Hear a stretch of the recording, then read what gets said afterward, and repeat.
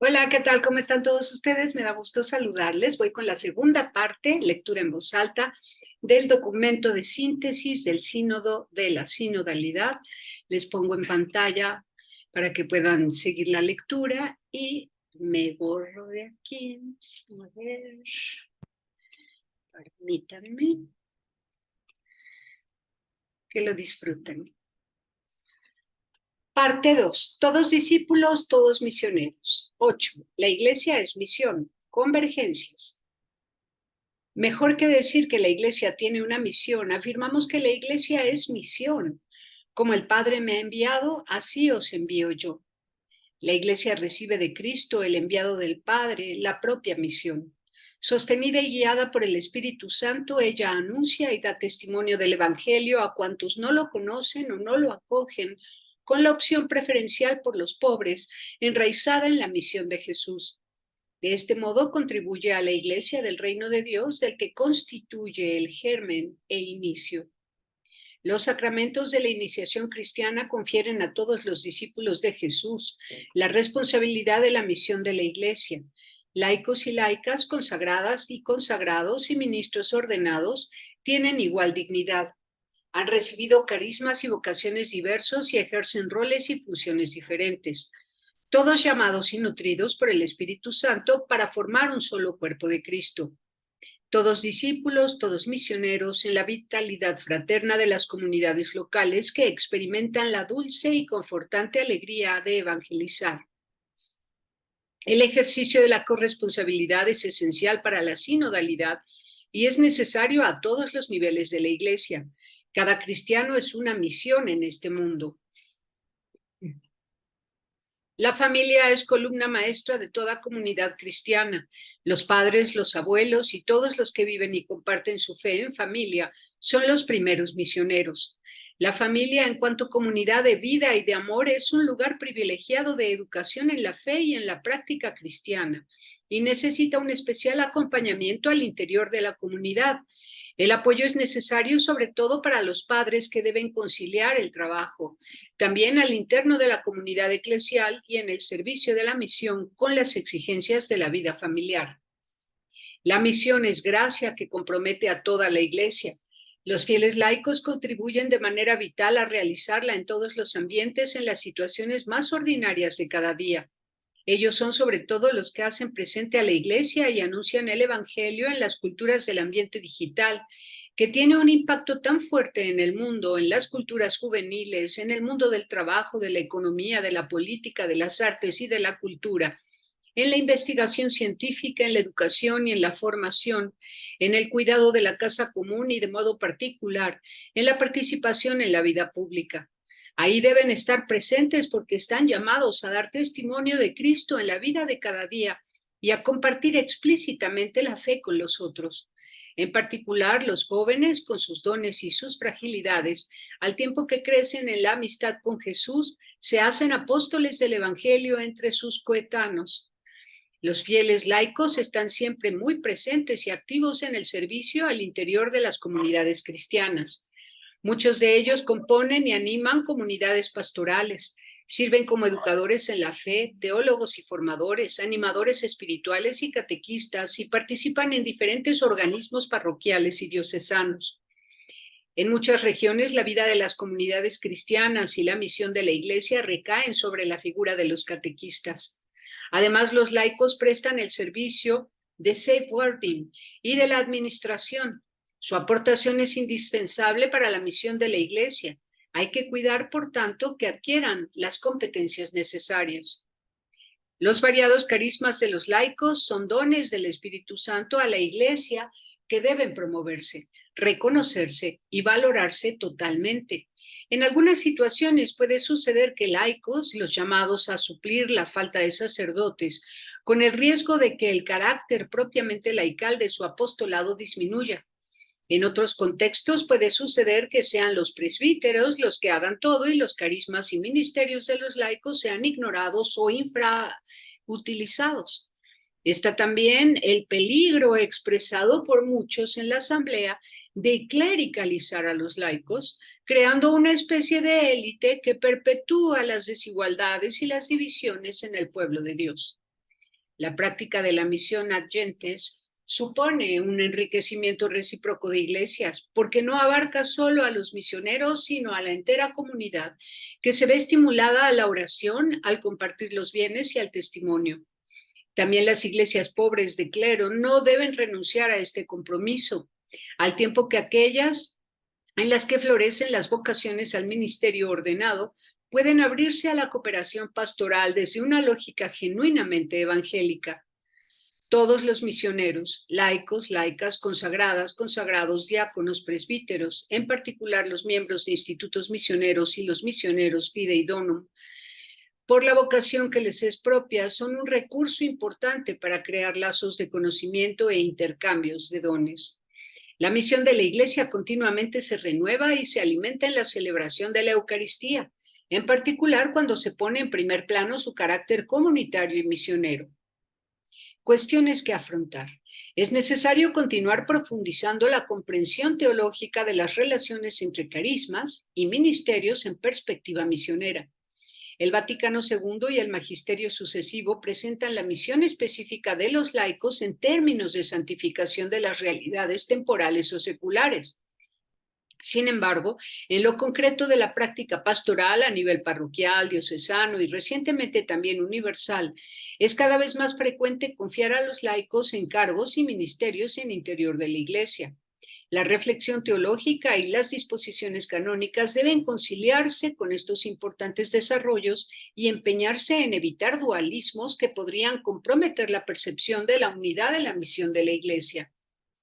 En la promoción de la corresponsabilidad para la misión de todos los bautizados, reconozcamos las capacidades apostólicas de las personas con discapacidades.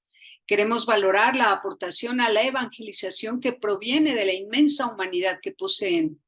Reconocemos sus experiencias de sufrimiento, marginación, discriminación, a veces sufridas dentro de la misma comunidad cristiana. Las estructuras pastorales hay que organizarlas de manera que ayuden a la comunidad a hacer surgir, reconocer y animar los carismas y ministerios laicales, insertándolos en el dinamismo misionero de la Iglesia sinodal. Bajo la guía de sus pastores, las comunidades serán capaces de enviar y sostener a aquellos que han enviado. Se entenderán, por tanto, principalmente al servicio de la misión que los fieles llevan adelante al interno de la sociedad, en la vida familiar y laboral, sin concentrarse exclusivamente en las actividades que desarrollan hacia adentro y sobre sus necesidades organizativas. La expresión "una iglesia toda ministerial", utilizada por el Instrumentum Laboris, puede prestarse a malos entendidos, que se profundice en su significado para clarificar eventuales ambigüedades. Propuestas. Se percibe la necesidad de una mayor creatividad en la institución de ministerios en base a las exigencias de las iglesias locales, con una particular implicación de los jóvenes. Se puede pensar en ampliar posteriormente las tareas del ministerio de lector, ya instituido, que ya hoy no se limitan a la función desarrollada durante la liturgia. De este modo se podría configurar un verdadero y propio ministerio de la palabra de Dios, que en contextos apropiados podría incluir también la predicación. Explórese también la posibilidad de instituir un ministerio que pudiera conferirse a parejas casadas para apoyar la vida familiar y para acompañar a las personas que se preparen para el sacramento del matrimonio. Se invita a las iglesias locales a determinar formas y ocasiones en las que dar visibilidad y reconocimiento comunitario a carismas y ministerios que enriquecen a la comunidad. Esto podría hacerse en una celebración litúrgica dentro de la cual se confía el mandato pastoral. 9. Las mujeres en la vida y en la misión de la Iglesia. Convergencias. Hemos sido creados, hombre y mujer, a imagen y semejanza de Dios. Desde el principio, la creación articula unidad y diferencia, dando al hombre y a la mujer una naturaleza, una vocación y un destino compartidos y dos experiencias distintas de lo humano. La Sagrada Escritura da testimonio de la complementariedad y reciprocidad de mujeres y hombres. En las múltiples formas en que se realiza, la alianza entre el hombre y la mujer es el corazón del proyecto de Dios para la creación. Jesús consideraba a las mujeres como interlocutoras suyas.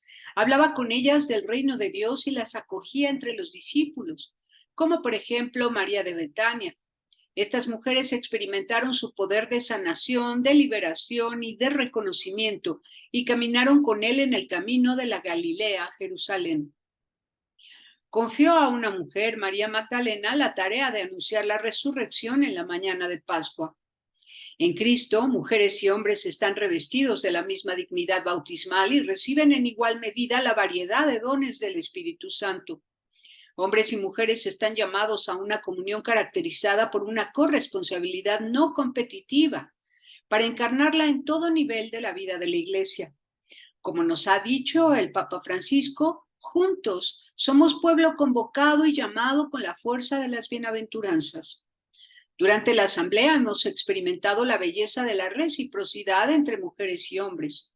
Juntos lanzamos la llamada de las precedentes fases del proceso sinodal y pedimos a la Iglesia el crecimiento de su empeño en comprender y acompañar a las mujeres desde el punto de vista pastoral y sacramental. Las mujeres desean compartir la experiencia espiritual de caminar hacia la santidad en las diferentes fases de la vida, de jóvenes como madres, en las edades relacionales de amistad, en la vida familiar, en todas las edades, en el mundo del trabajo y en la vida consagrada.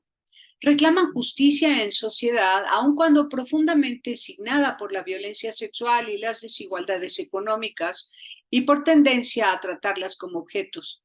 Llevan las cicatrices de la trata de seres humanos, de las migraciones forzadas y de las guerras. Acompañamiento y decidida promoción de las mujeres caminan al mismo paso. Las mujeres constituyen la mayoría de quienes frecuentan la iglesia y con frecuencia son las primeras misioneras de la familia. Las consagradas en la vida contemplativa y en la vida activa son un don, un signo y un testimonio de fundamental importancia entre nosotros. La larga historia de mujeres misioneras, santas, teólogas y místicas es una potente fuente de inspiración y alimento para las mujeres y los hombres de nuestro tiempo. María de Nazaret fue mujer de fe y madre de Dios. Es para todos una extraordinaria fuente de significado desde el punto de vista teológico, eclesial y espiritual. María nos recuerda la llamada universal a escuchar con atención a Dios y a permanecer abiertos al Espíritu Santo. Tuvo la alegría de dar a luz y de hacer crecer y soportó el dolor y el sufrimiento. Dio a luz en condiciones de precariedad, tuvo la experiencia de ser una refugiada y vivió la crueldad de la brutal muerte de su hijo, pero vivió también el esplendor de la resurrección y la gloria de Pentecostés. Muchas mujeres han expresado su profundo agradecimiento por el trabajo de sacerdotes y de obispos, pero han hablado también de una iglesia que hiere. El clericalismo y el machismo son un uso inadecuado de la autoridad que continúan ensuciando el rostro de la iglesia y dañando la comunión. Es necesaria una profunda conversión espiritual como base para cualquier cambio estructural. Abusos sexuales, de poder y económicos continúan pidiendo justicia, sanación y reconciliación. Preguntémonos cómo la Iglesia pueda convertirse en un espacio capaz de proteger a todos. Cuando en la Iglesia se dañan la dignidad y la justicia en las relaciones entre hombres y mujeres, resulta debilitada la credibilidad del anuncio que dirigimos al mundo. El proceso sinodal muestra que hay necesidad de renovación de las relaciones y de cambios estructurales. De este modo, estaremos en situación de acoger mejor la participación y la aportación de todos los laicos y laicas, consagradas y consagrados, diáconos, sacerdotes y obispos, como discípulos corresponsables de la misión. La Asamblea pide evitar la repetición del error de hablar de las mujeres como de una cuestión o un problema. Deseamos, en cambio, promover una iglesia en la que hombres y mujeres dialoguen a fin de comprender mejor la profundidad del designio de Dios, en que aparecen juntos como protagonistas sin subordinación, exclusión ni competencia. Cuestiones que afrontar. Las iglesias de todo el mundo han formulado claramente la petición de un mayor reconocimiento y valoración a la aportación de las mujeres y de un aumento de las responsabilidades pastorales que se les confían en todas las áreas de la vida y de la misión de la Iglesia. Para dar una mejor expresión a los carismas de todos y responder mejor a las necesidades pastorales, ¿Cómo puede la Iglesia poner a más mujeres en los roles y en los ministerios existentes? Se necesitan nuevos ministerios. ¿A quién corresponde el discernimiento? ¿A qué nivel y con qué modalidades? Han sido solo diversas las posturas con relación al acceso de las mujeres al ministerio diaconal. Algunos consideran que este paso sería inaceptable porque está en discontinuidad con la tradición. Otros, sin embargo, consideran que conceder el diaconado a las mujeres retomaría una práctica de la Iglesia de los orígenes. Otros ven en este paso una propuesta necesaria y apropiada a los signos de los tiempos, fiel a la tradición y capaz de encontrar eco en el corazón de muchos que buscan una renovada vitalidad y energía en la Iglesia.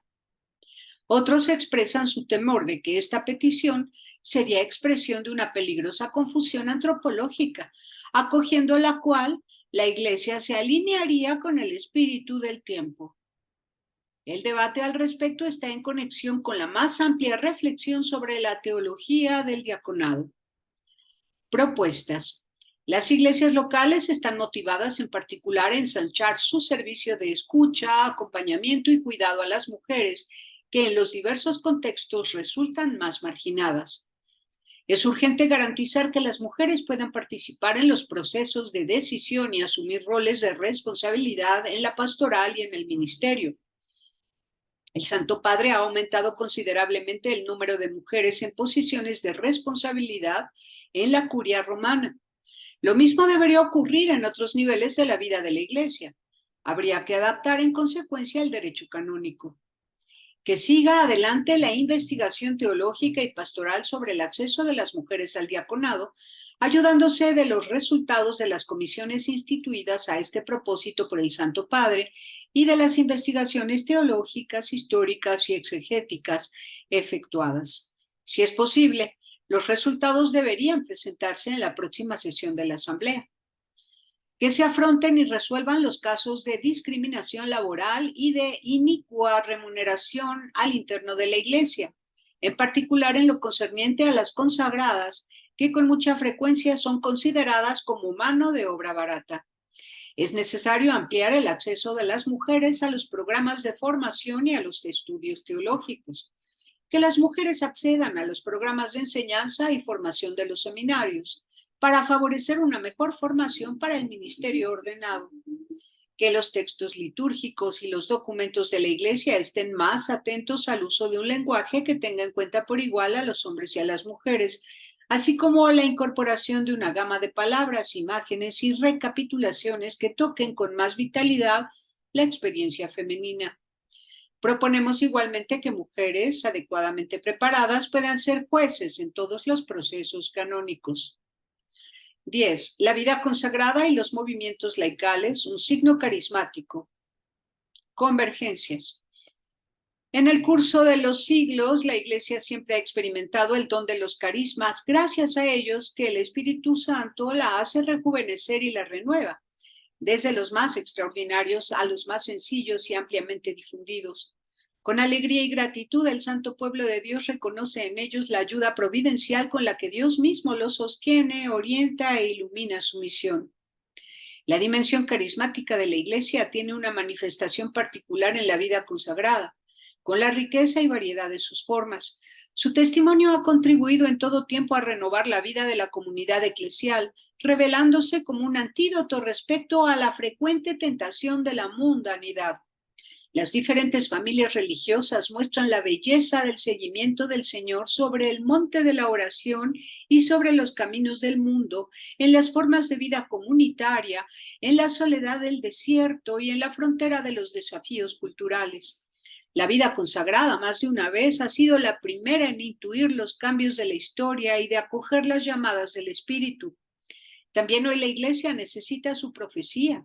La comunidad cristiana mira también con atención y gratitud las experimentadas prácticas de la vida sinodal y discernimiento en común que las comunidades de vida consagrada han madurado durante siglos.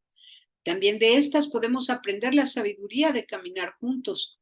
Muchas congregaciones e institutos practican también la conversación en el espíritu, o formas análogas de discernimiento en el desarrollo de los capítulos provinciales y generales para renovar estructuras, repensar los estilos de vida, poner en marcha formas nuevas de servicio y de cercanía a los pobres. En otros casos se encuentra, sin embargo, la perduración de un estilo autoritario que no da espacio al diálogo fraterno. Con la misma gratitud, el pueblo de Dios reconoce los fermentos de renovación presentes en comunidades que tienen una larga historia y en el florecimiento de nuevas experiencias de movimientos eclesiales. Asociaciones laicales, movimientos eclesiales y nuevas comunidades son un signo precioso de la maduración de la corresponsabilidad de todos los bautizados. Su valor consiste en la promoción de la comunión entre las diferentes vocaciones, en el impulso con el que anuncian el Evangelio, en la proximidad a quienes viven una marginalidad económica o social y en el compromiso por la promoción del bien común. Son con frecuencia modelos de comunión sinodal y de participación en vistas a la misión. Los casos de abuso de distinto género que dañan a las personas consagradas y a los miembros de las asociaciones laicales apunta a un problema en el ejercicio de la autoridad y requiere intervenciones decididas y apropiadas. Cuestiones que afrontar. El magisterio de la Iglesia ha desarrollado una amplia enseñanza sobre la importancia de los dones jerárquicos y de los dones carismáticos en la vida y en la misión de la Iglesia, que requiere una mejor comprensión en la conciencia eclesial y en la misma reflexión teológica. Es necesario, por tanto, preguntarte por el significado eclesiológico y por las concretas implicaciones pastorales de este logro. La variedad de expresiones carismáticas al interior de la Iglesia subraya el empeño del pueblo fiel de Dios en vivir la profecía de la cercanía a los últimos y de iluminar la cultura con una más profunda experiencia de las realidades espirituales. Se necesita profundizar en qué modo la vida consagrada, las asociaciones laicales, los movimientos eclesiales y las nuevas comunidades pueden poner sus carismas al servicio de la comunión y de la misión en las iglesias locales, contribuyendo a hacer progresar hacia la santidad gracias a una presencia que es profética.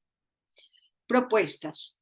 Nos parece que el tiempo está maduro para una revisión de los criterios sobre las relaciones entre los obispos y los religiosos en la Iglesia, propuestas en el documento Mutuas Relaciones de 1978. Proponemos que tal revisión se haga con estilo sinodal, incluyendo a todos los que están implicados. Con la misma finalidad, las conferencias episcopales y las conferencias de las superioras y los superiores mayores de los institutos de vida consagrada y de las sociedades de vida apostólica pongan en marcha lugares e instrumentos adecuados para promover encuentros y formas de colaboración con espíritu sinodal. A nivel de las iglesias locales o de sus reagrupaciones, la promoción de la sinodalidad misionera exige la institución de una configuración más precisa de las consultas y de los consejos en los que convergen los representantes de asociaciones laicales, movimientos eclesiales y nuevas comunidades para promover relaciones orgánicas entre estas realidades y la vida de las iglesias locales. En los itinerarios de formación teológica en todos los niveles, sobre todo en la formación de los ministerios ordenados, verifíquese la atención prestada a la dimensión carismática de la Iglesia y donde sea necesario, refuércese.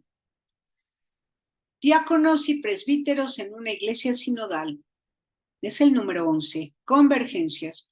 Los presbíteros son los principales cooperadores del obispo y hacen con él un único presbiterio. Los diaconados ordenados para el ministerio sirven al pueblo de Dios en la diaconía de la palabra, en la liturgia, pero sobre todo en la caridad. A ellos la Asamblea General les expresó ante todo un profundo agradecimiento. Consciente de que pueden experimentar soledad y aislamiento, recomienda a las comunidades cristianas que los apoyen con la oración, la amistad y la colaboración. Los diáconos y presbíteros están comprometidos a las formas más diversas del ministerio pastoral: el servicio a las parroquias, la evangelización, la cercanía a los pobres y emigrados, el compromiso en el mundo de la cultura y de la educación, la misión ad gentes, la investigación teológica, la animación de centros de espiritualidad y otros muchos. En una iglesia sinodal, los ministros ordenados están llamados a vivir su servicio al pueblo de Dios con actitudes de cercanía a las personas, de acogida y de escucha a todos, y a cultivar una profunda espiritualidad personal y una vida de oración. Sobre todo, están llamados a repensar el ejercicio de la autoridad desde el modelo de Jesús, que a pesar de su condición divina se rebajó a sí mismo, tomando la condición de esclavo. La Asamblea reconoce que muchos presbíteros y diáconos, con su entrega, hacen visible el rostro de Cristo, buen pastor y siervo. Un obstáculo al ministerio y a la misión proviene del clericalismo. Este nace de una mala comprensión de la llamada divina que lleva a concebirla más como un privilegio que como un servicio, y se manifiesta en un estilo de poder mundano que rehúsa dar razones. Esta deformación del sacerdocio debe ser combatida desde las primeras fases de la formación, gracias a un contacto gracias a un contacto vivo con día a día del pueblo de Dios y una experiencia concreta de servicio a los más necesitados. No se puede imaginar hoy el ministerio del presbítero si no es en relación con el obispo, en el presbiterio, en profunda comunión con los otros ministerios y carismas. Desafortunadamente, el clericalismo es una actitud que puede manifestarse no solo en los presbíteros, sino también en los laicos. La conciencia de las propias capacidades y de los propios límites es un requisito para comprometerse en el ministerio ordenado con un estilo de corresponsabilidad, por lo que la formación humana debe garantizar un recorrido de conocimiento realista de sí mismo, que se integre con un crecimiento cultural, espiritual y apostólico. En tal recorrido, no hay que minusvalorar la aportación de la familia de origen y la de la comunidad cristiana en la que el joven ha madurado la vocación y de otras familias que acompañan su crecimiento. Cuestiones que afrontar. En la perspectiva de la formación de todos los bautizados para una iglesia sinodal, la de los diáconos y sacerdotes requiere una especial atención. Se ha expresado con mucha frecuencia la petición de que los seminarios u otros recorridos de formación de los candidatos al ministerio estén muy ligados a la vida cotidiana de la comunidad. Es preciso evitar los riesgos de formalismo y de ideología que conducen a actitudes autoritarias e impiden un verdadero crecimiento vocacional. Repensar los estilos y recorridos formativos requiere una tarea de revisión y de diálogo. Se han expresado valoraciones diversas sobre el celibato de los presbíteros. Todos aprecian su valor cargado de profecía y el testimonio de conformación con Cristo. Algunos se preguntan si su conveniencia teológica con el ministerio presbiteral se deba traducir en la Iglesia Latina en una obligación disciplinar, sobre todo donde los contextos eclesiales y culturales lo hacen más difícil. Se trata de un tema que no es nuevo y que requiere ser retomado ulteriormente. Propuestas. En las iglesias latinas, el diaconado permanente se ha introducido de manera diversa según los distintos contextos eclesiales.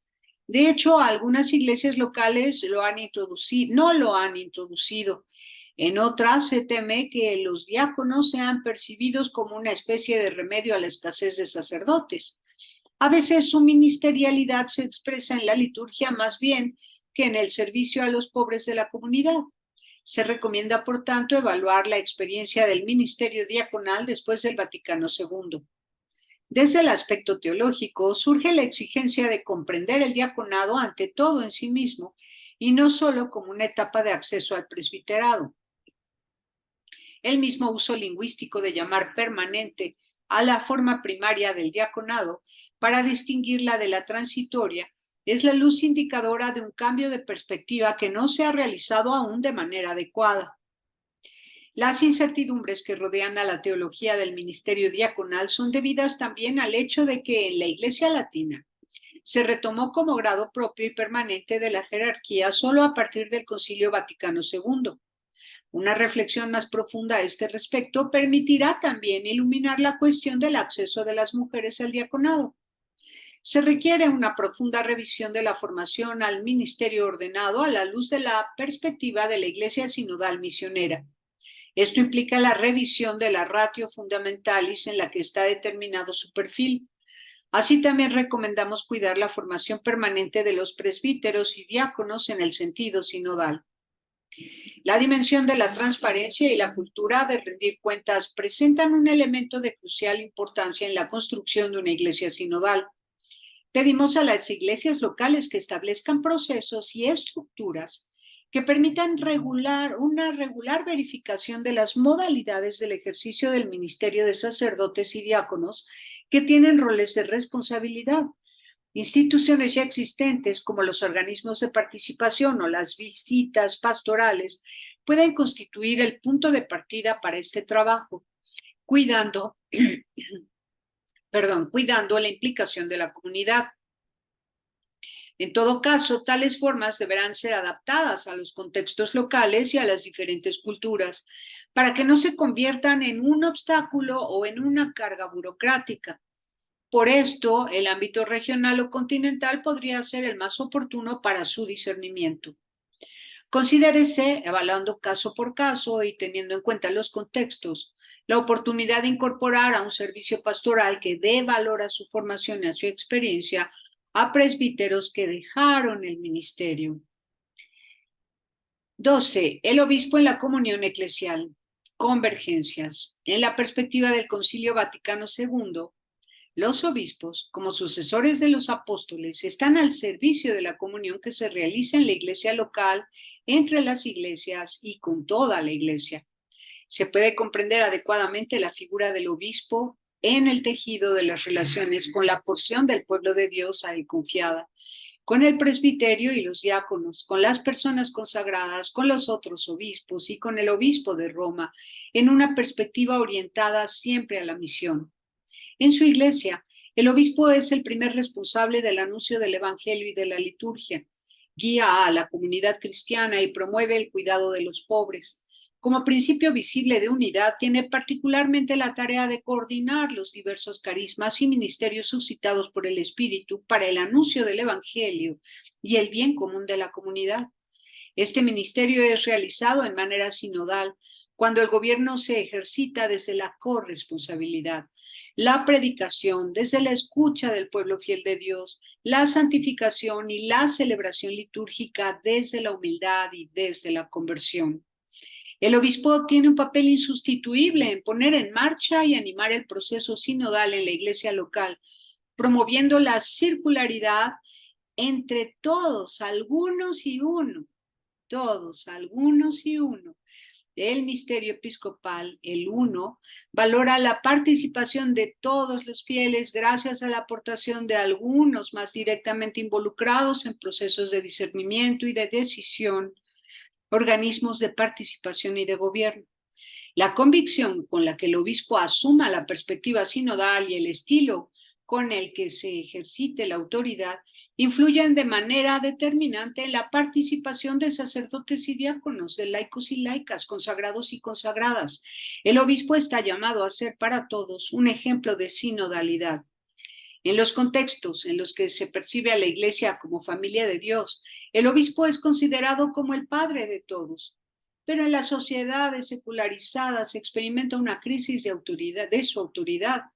Es importante no perder la referencia a la naturaleza sacramental del episcopado para no asimilar la figura del obispo a una autoridad civil. Las esperanzas respecto al obispo con frecuencia son muy altas y muchos obispos se lamentan de una sobrecarga de compromisos administrativos y jurídicos que les hacen difícil realizar plenamente su misión. También el obispo debe contar con su propia fragilidad y con sus limitaciones y no siempre encuentra apoyo humano o espiritual. No es rara la experiencia de una cierta soledad. Por esto es importante, por un lado, volver a poner en el centro de atención los aspectos esenciales de la misión del obispo y, por otro, cultivar una auténtica fraternidad entre el obispo y su presbiterio. Cuestiones que afrontar. Desde el plano teológico hay que profundizar más sobre el significado del lazo de la reciprocidad entre el obispo y la iglesia local. Él está llamado a guiarla y al mismo tiempo a reconocer y custodiar la riqueza de su historia, de su tradición y de los carismas que en ella se presentan. Hay que profundizar en la relación entre el sacramento del orden y jurisdicción, a la luz del Magisterio Conciliar Lumen Gentium y de las enseñanzas más recientes como la Constitución Apostólica, Predicat Evangelium, para precisar los criterios teológicos y canónicos que están en la base del principio de compartir las responsabilidades del obispo y determinados ámbitos, formas e implicaciones de la corresponsabilidad. Algunos obispos sienten disgusto cuando se les pide intervenir sobre cuestiones de fe y de moral sobre las que el episcopado no hay pleno acuerdo. Es necesario reflexionar más sobre la relación entre colegialidad episcopal y diversidad de visiones teológicas y pastorales. Una cultura de la transparencia y el respeto a los procedimientos previstos por la tutela de los mayores y de las personas vulnerables son parte integrante de una iglesia sinodal, de la tutela de los menores. Repito, una cultura de la transparencia y el respeto a los procedimientos previstos para la tutela de los menores y de las personas vulnerables son parte integrante de una iglesia sinodal. Es necesario además desarrollar estructuras dedicadas a la prevención de los abusos. La cuestión delicada de la gestión de los abusos sitúa a muchos obispos en la dificultad de conciliar el papel de padre con el de juez.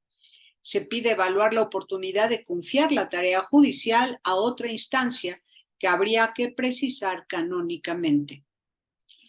Propuestas. Que se activen en formas que jurídicamente hay que definir estructuras y procesos de verificación regular de la tarea del obispo con referencia al estilo de su autoridad, a la administración de los bienes de la diócesis, al funcionamiento de los organismos de participación y a la tutela respecto a todo tipo de abuso. La cultura del rendir cuentas es parte integrante de una iglesia sinodal que promueve la corresponsabilidad, además de una posible guarnición contra los abusos. Se pide hacer obligatorio el Consejo Episcopal y el Consejo Pastoral Diocesano Eparquial y hacer más operativos también a nivel de derecho los organismos diocesanos de corresponsabilidad.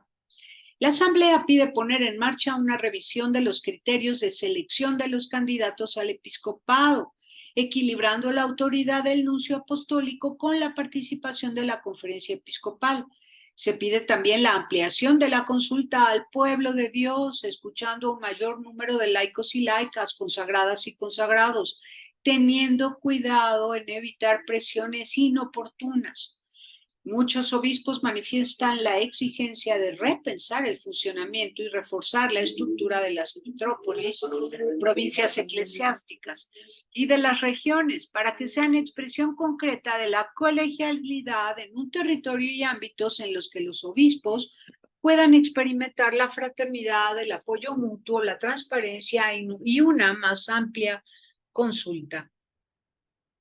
El obispo de Roma en el Colegio de los Obispos es el número 13. El obispo de Roma en el Colegio de los Obispos. Convergencias. La dinámica sinodal proyecta también una nueva luz sobre el ministerio del obispo de Roma. La sinodalidad, de hecho, articula de modo sinfónico las dimensiones comunitarias, todos, colegial, algunos, y personal, uno, de la Iglesia a nivel local, regional y universal. En tal visión, el ministerio petrino del obispo de Roma es intrínseco a la dinámica sinodal, como lo son también el aspecto comunitario que incluye a todo el pueblo de Dios y las dimensiones colegiales del ministerio episcopal. Por esto, sinodalidad, colegialidad y primado se reclaman mutuamente. El primado presupone el ejercicio de la sinodalidad y de la colegialidad, así como ambas implican el ejercicio del primado. La promoción de la unidad de todos los cristianos es un aspecto esencial del ministerio del obispo de Roma. El camino ecuménico ha permitido profundizar la comprensión del ministerio del sucesor de Pedro y debe continuar haciéndolo también en el futuro. Las respuestas a la invitación hecha por San Juan Pablo II en la encíclica Ut Unum Sint, así como las conclusiones de los diálogos ecuménicos, pueden ayudar a la comprensión católica del primado, de la colegialidad, de la sinodalidad y de sus mutuas relaciones. La reforma de la curia romana es un aspecto importante del recorrido sinodal de la Iglesia Católica. La Constitución Apostólica Predicate Evangelium insiste en el hecho de que la curia romana no está entre el Papa y los obispos, más bien está al servicio de ambos según las modalidades propias de cada uno. Promueve una reforma basada sobre la vida de comunión y sobre una saludable descentralización. El hecho de que muchos miembros de los dicasterios sean obispos diocesanos expresa la catolicidad de la Iglesia y debería favorecer la relación entre la curia y las iglesias locales. La efectiva puesta en práctica de la Predicate Evangelium podría favorecer una mayor sinodalidad en el seno de la curia, tanto entre los dicasterios como en cada uno de ellos. Cuestiones que afrontar. Se pide profundizar sobre el modo en que una renovada comprensión del episcopado al interno de la Iglesia sinodal incida sobre el ministerio del obispo de Roma y sobre el papel de la curia romana. Esta cuestión tiene significativas expresiones sobre el modo de vivir la corresponsabilidad con el gobierno de la Iglesia. A nivel universal, el Código de Derecho Canónico y el Código de los Cánones de las Iglesias Orientales ofrecen disposiciones para un ejercicio más colegial del ministerio papal. Estas podrían ser posteriormente desarrolladas en la práctica y reforzadas en una futura actualización de ambos textos. La sinodalidad puede dar a luz las modalidades de colaboración del Colegio de Cardenales con el ministerio petrino y sobre las formas a través de las que promover su discernimiento colegial en consistorios ordinarios y extraordinarios. Para el bien de la Iglesia es importante estudiar los modos más oportunos que favorezcan el conocimiento y los lazos de comunión entre los miembros del Colegio de Cardenales, atendiendo también a su diversidad de proveniencia y de cultura. Propuestas. Las visitas ad limina apostolorum son el momento más importante de las relaciones de los pastores de las iglesias locales con el obispo de Roma y con sus más estrechos colaboradores en la curia romana. Revísese la forma en que se realizan, de modo que se den siempre más ocasiones para un intercambio abierto y recíproco que favorezca la comunión y un verdadero ejercicio de colegialidad y sinodalidad. A la luz de la configuración sinodal de la Iglesia, es necesario que los dicasterios de la curia romana valoren las consultas de los obispos para una mayor atención a la diversidad de situaciones y una escucha más atenta a la voz de las iglesias locales. Parece oportuno prever formas de evaluación de la tarea de los representantes pontificios por parte de las iglesias locales de los países donde desarrollan su misión, con el fin de facilitar y perfeccionar su servicio.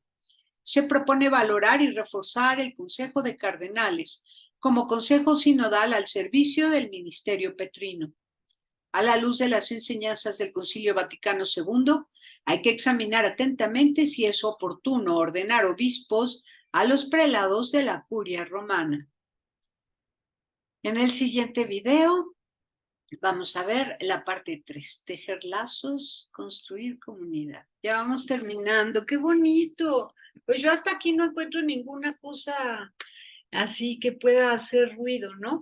Les pido que escuchen atentamente en los comentarios de todos los videos que he grabado sobre el sínodo de la sinodalidad.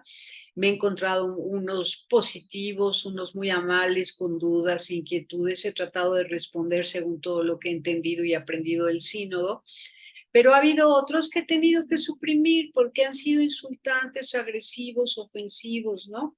Y pues así no se puede hablar. Entonces, si esas personas que han rectificado al haber escuchado pues ya los distintos videos en el canal Tierra de Miel, Eretz de Vash, que me he basado en Vatican News, en Vatican.va y en la página del sínodo, que es synod.va, con Y, synod.va.